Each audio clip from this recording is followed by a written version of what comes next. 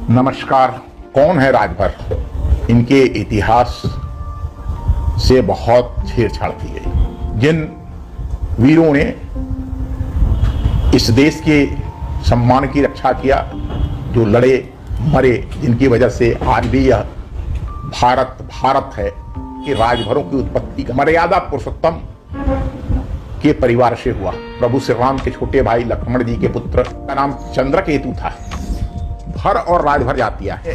इन लोगों ने बहुत लंबे समय तक भारत के बड़े भूभाग पर शासन किया। ये राजा रहे।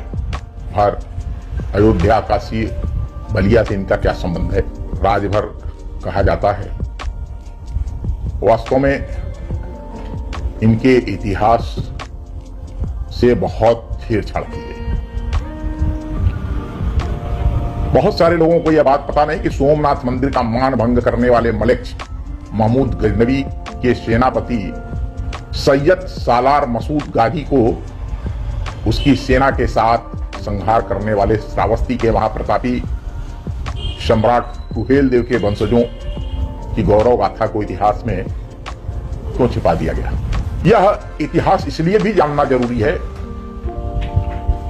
कि जिन वीरों ने इस देश के सम्मान की रक्षा किया, जो लड़े मरे, जिनकी वजह से आज भी यह भारत है, इनके इतिहास पर लीपापोती कैसे की गई? आइए आज इनके संपूर्ण इतिहास को साक्ष्यों के आधार पर समझते हैं। वर्तमान भारतीय इतिहास से में ईसा पूर्व 6ठी शताब्दी के में हर्यक वंश के राजा श्रेणी भर मगध सम्राट बिंबिसार का नाम आता है,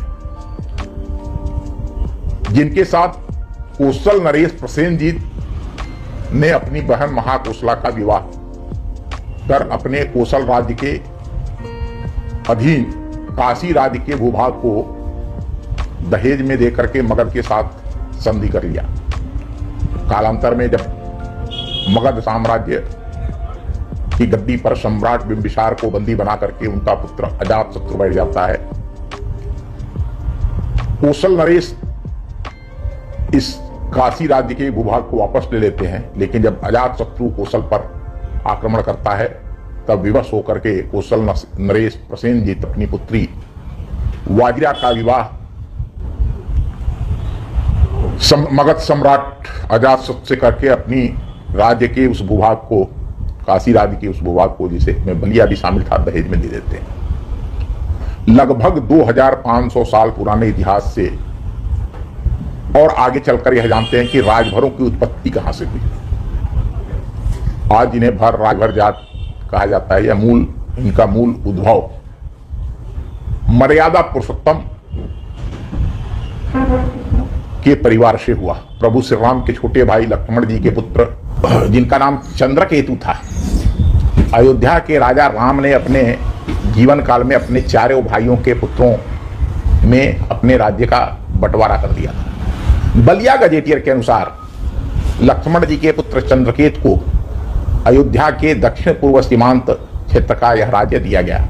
वर्तमान बलिया गाजीपुर जिले की सीमा पर स्थित रसड़ा तहसील के मुड़ेरा गांव में बूढ़ी सरयू नदी, जिसे वर्तमान में तमसा बूढ़ी लकड़ा नाले के नाम से जाना जाता है, के उत्तर के तट पर स्थित पुरातात्विक स्थल लखनेश्वर को राजधानी बना करके राजा चंद्रकेतु ने मल्ल राज्य की स्थापना किया था। मल्ल का शाब्दिक अर्थ होता है बहादुर। यहां पर यह भी जानना आवश्यक है कि मर्यादा पुरुषोत्तम श्री राम ने वनवास काल में जितने मानव वंशियों को जोड़ा था, उन सभी समुदायों के साथ पारिवारिक संबंध स्थापित किए थे। स्वयं अपने पुत्र कुश का विवाह उन्होंने सिंघल द्वीप के नागवंश में किए थे। मल्लराज चंद्रकेतु का विवाह भी नागवंश में हुआ था। इन्हें ही आज भर राजभर समुदाय के रूप में जाना जाता है और चंद्रकेतु इनके मूल पुरुष हैं। जैसा कि आरंभ में मैंने बताया कि हाँ, जो हर्यक वंश श्रेणी भर, जिनको कहा गया राज सम्राट बिंबिसार, जो मगध के सम्राट थे, वो इसी वंशावली से निकले थे। मल्लराज चंद्रकेतु का विवाह नागवंशियों के साथ, तो ये दो समुदाय जुड़े और यह जो भर राजभर समाज है वह शिव पूजक समुदाय है। इन्हें भार शिव के रूप में भी जाना जाता है। इस लखनेश्वर डीह के पुरातात्विक स्थल पर अनेक बड़े बड़े शिवलिंग विग्रह पाए गए हैं। हम सभी जानते हैं कि मानव वंश के शोधकर्ता रांगे राघव के अनुसार इस पृथ्वी का मूल मानव वंश, और यह माना जाए तो जो भारतीय भूभाग है इनका बहुत बड़ा योगदान है। इन्होंने पृथ्वी पर विभिन्न स्थानों पर गुफा कंदराओं नदियों के तट पर, सामान्यतः मनुष्य नदियों के तट पर होता था।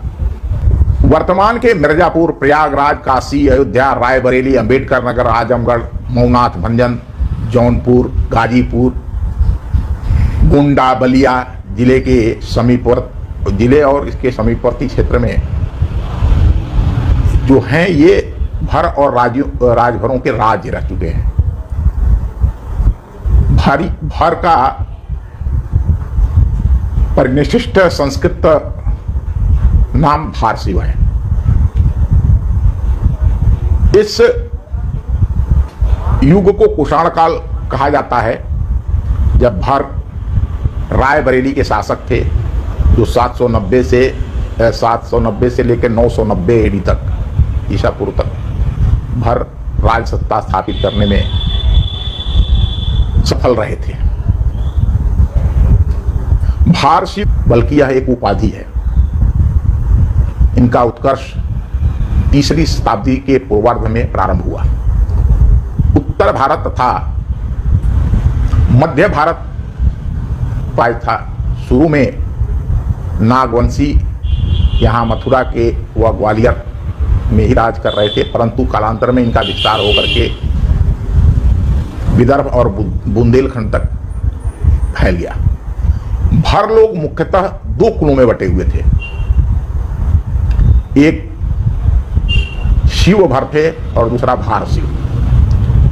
शिवभरों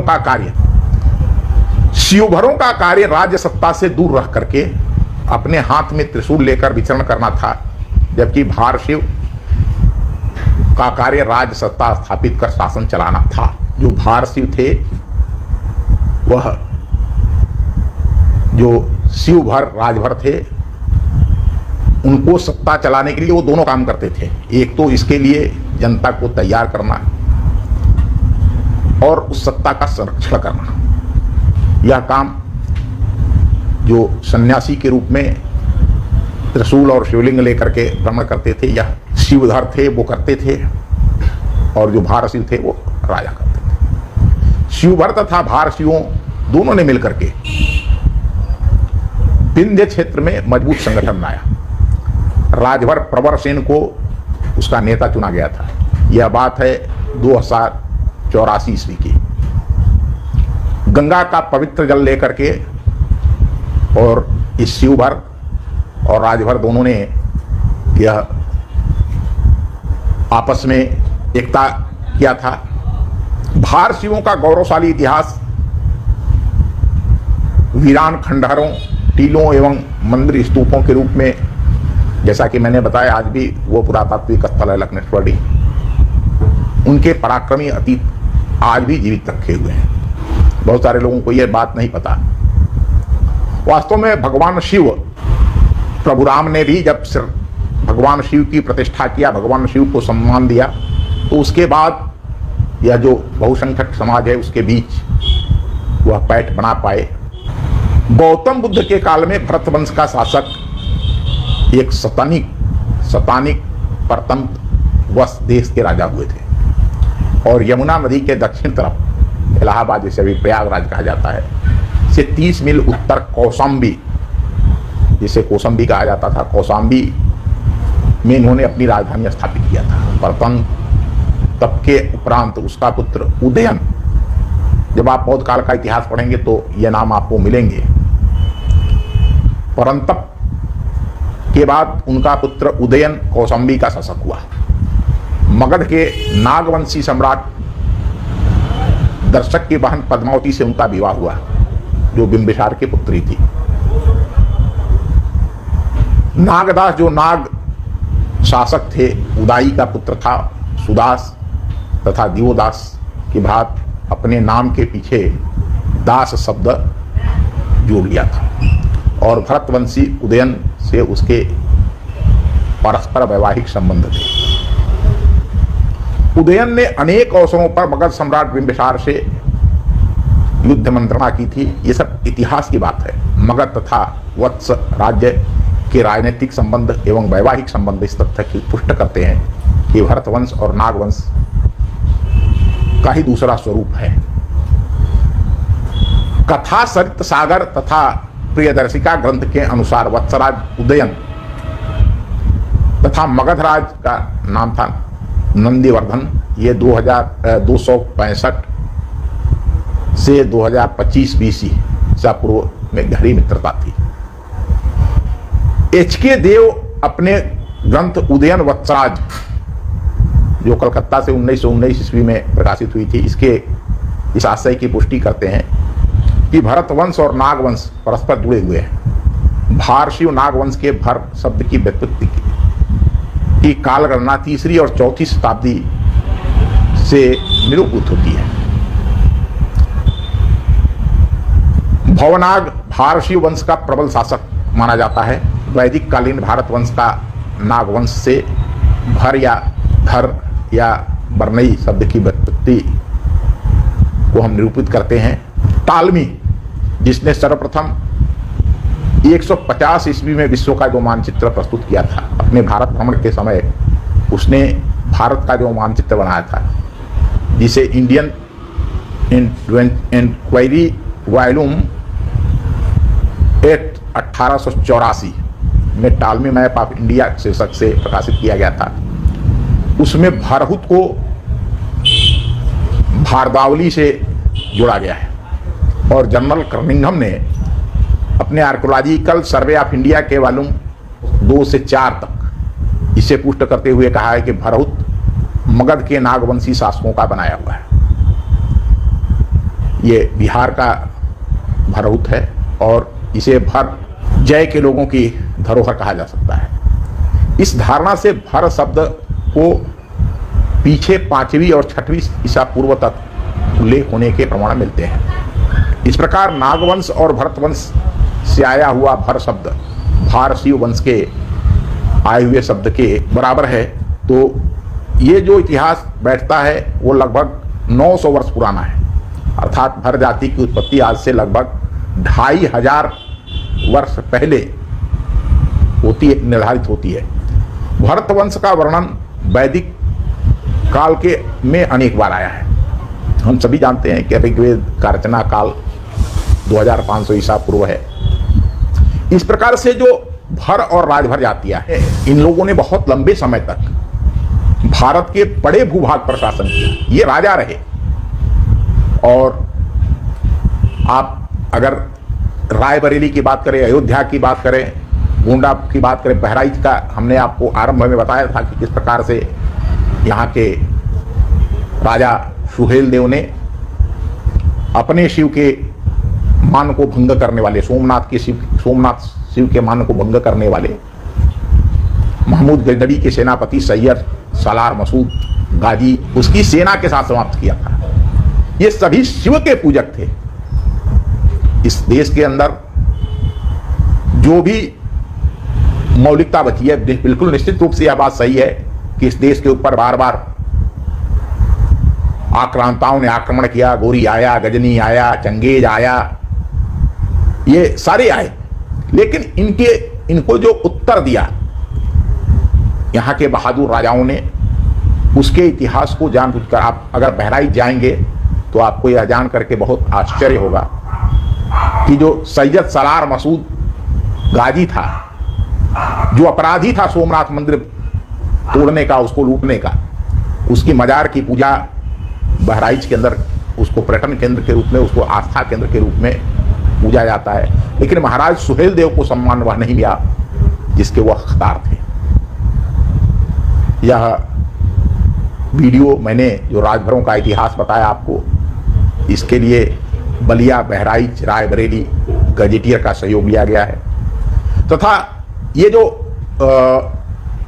महाराजा सुहेल देव की कहानी है, इसके लिए मिराते मसूदी जिसे जहांगीर के शासनकाल 1605 से 1627 के बीच में अब्दुल रहमान ने लिखी थी, उसके आधार पर है।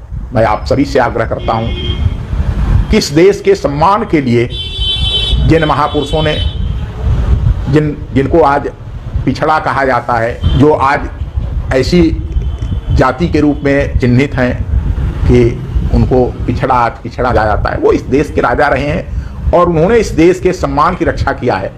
तो इस वीडियो को अधिक से अधिक शेयर करें और आप सभी का स्वागत है। मैं स्वागत करूंगा कि आप इस पर अपने कमेंट लिखें, जो भी आपके मन में या इस वीडियो को देखने के बाद जो भी आपके विचार हैं, निश्चित रूप से आप कमेंट बॉक्स में लिखें और इसे अधिक से अधिक लोगों तक पहुंचा करके भारत के इस गौरवशाली इतिहास को पुनर्जीवित करें। धन्यवाद।